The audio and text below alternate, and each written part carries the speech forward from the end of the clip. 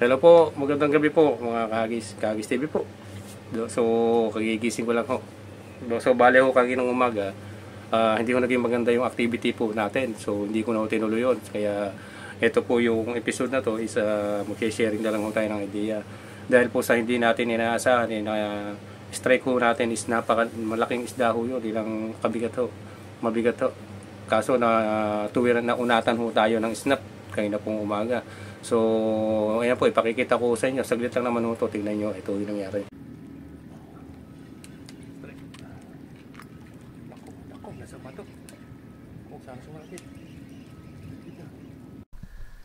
Pero nandiyan pa siya. Nandiyan siya. Ay! Nalagot! Naku, sumayod sa bato. Naputol. Oh. Naku, kagan. Kasama. Naunat, sobrang laki. Naunat ho yung snap sa sobrang laki ng kumagat. Ayan po. Nakalak naman ho kanina. Naku po, yan sinasabi ko. So, yan ho yung nangyari kaninang umaga. Sayang naman ho. Kaya nawalan ho tayo ng kumbaga, nawalan ho tayo ng momentum na makapag-fishing ho kanina. Gawa ng panghihinayang din ho. At yung ating pong nagawang DIY na assist hook na kagagawa lang ho natin, that day is natangay yung hunong isda. Malaki yung isda kung makikita nyo. Naunat ho yung snap which nailak naman ho natin ng maayos. So ngayon po, bale bumili na ako ng bagong snap. So bale po ito made in Japan. Bale ho yung ginagamit po natin is local lang naman ho. So i-consider na ho natin na malambot ho yung snap. So yung mga ganong scenario dapat ho naging handa ho ako. So ngayon po is gagawa na lang po tayo ng assist. So i-share ko po sa inyo kung paano ako gumawa. So meron ho tayong assist breadline, meron ho tayong mustad na hook, at gagamit po tayo ng tying tools. Ito po, meron din ho tayong vice tying tools po, at split ring, at saka glue, at saka ng zipper po. So tayo po, start na ho tayo at gagawa na ho tayo ng kung paano ho gumawa ng assist hook po na gagamitin ho natin this coming weekend po. Pag nahanda na ho to sa ating pong darating na weekend po. So tayo na po, stand ho tayo. So bali ho pala ang ating gagawing assist hook, ilalagay ho natin dito. Bali ho treble hook to, tinanggal ko ho rito. So yung assist hook na gagawin ho natin, sa ho natin ikakabit ho rito. So ito po is Bear Kings po na jig.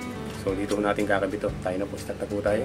So start na po tayo. Meron ho tayong jig na gagamitin. Ito po, dati po wala, bumili na ho tayo. Bumili tayo. So ilalak na ho natin to.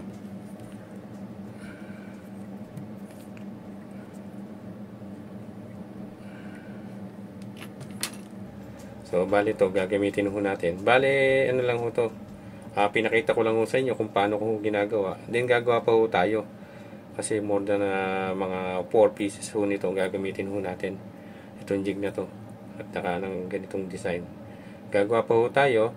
At para ho kung hindi ho maiwasan na salagang sasabit at sasabit, o di kaya magkakaroon ng ibang senaryo na maaaring gaya ho nung dati, sana hindi na, pero magpe-prepare ho tayo. Kailangan na abangan ho natin yan, yung paghahandaan ho talaga natin yun, babalikan ho natin yun, yung spot na yun.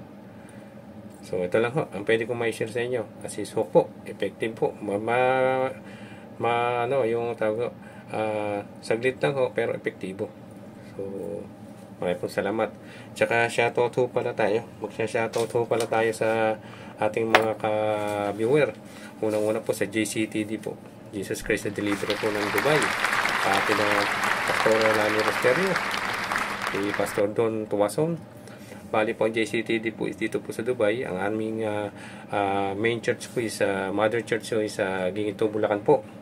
Headed po ni Apostol Ted Malangin sa Bulacan po.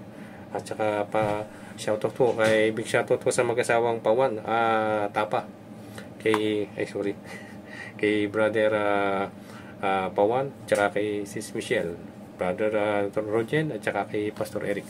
Shoutout po sa inyo. So sige po, Kahagis TV po, kita-kita lang po tayo sa weekend. Sige po, salamat po.